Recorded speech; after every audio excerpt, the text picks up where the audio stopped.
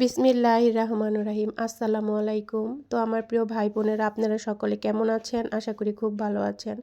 তো আজকে যে কিছু কাজ রান্না বাড়া আপনাদের সাথে শেয়ার করলাম, তো ভিডিওটা সাথেই থাকুন, দেখতে থাকুন।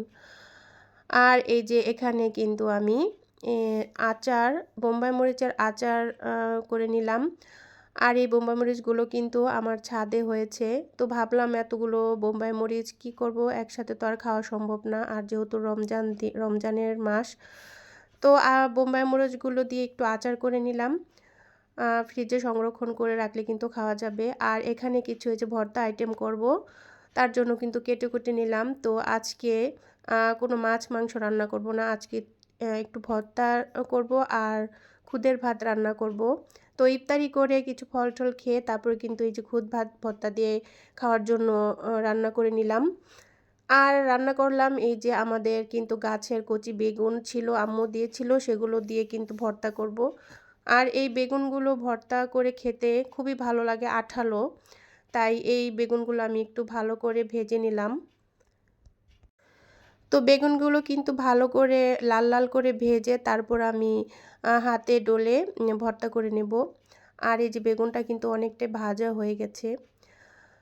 আর আমার ভিডিওটা যে দেখছেন অবশ্যই তার জন্য ভালোবাসা, দোয়া আর দেখা শুরুতে অবশ্যই একটি লাইক দিয়ে ভিডিওটা দেখা শুরু করবেন। আর এখানে এই যে কাঁচকলা নিয়েছে, কাঁচকলাটাও কিন্তু আমাদের গাছেরই আলহামদুলিল্লাহ। তো কাঁচকলাগুলো আমি একটু সেদ্ধ করে নিলাম। আজকে কাঁচকলার কিছু বড়া বানাবো।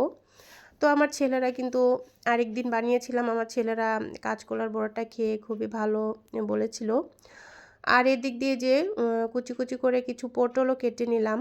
এই পটলটা দিয়ে আমি অল্প পরিমাণে চেপা শুটকি দিয়ে ভর্তা করে নেব।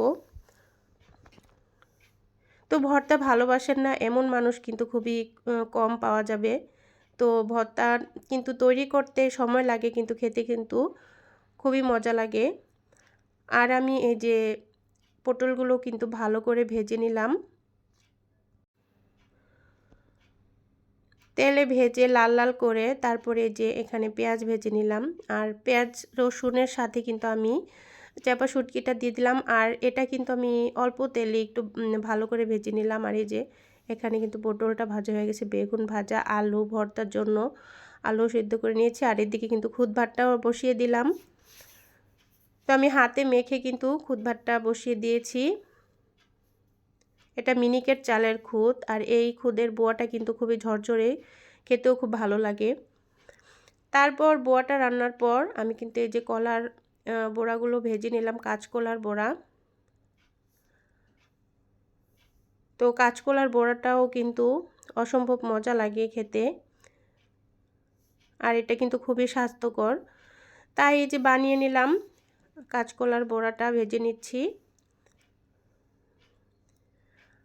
আর বিকেল হলে কিন্তু আর সময়ের লাগুর পাওয়া যায় না, কারণ টুকটাক করে কাজ করতে কিন্তু কিন্তু সময়টা খুব দ্রুতই চলে যায়। আর একা হাতে কিন্তু সংসার সামলানোটা খুবই অনেক একটা ব্যাপার, কষ্টের সময়। তারপরে যে আমার ছেলেকে বললাম যে তুমি তাড়াতাড়ি করে একটু ইফতার কিন্তু তৈরি করো। তো আমার ছেলে ওদিক দিয়ে ইফতার একটু তৈরি করে নিল। আর এদিক দিয়ে কিন্তু এই যে কলার বড়াটা ভেজে নিলাম। আর এদিক দিয়ে এই যে খুদ ভাতটাও রান্না হয়ে গেছে।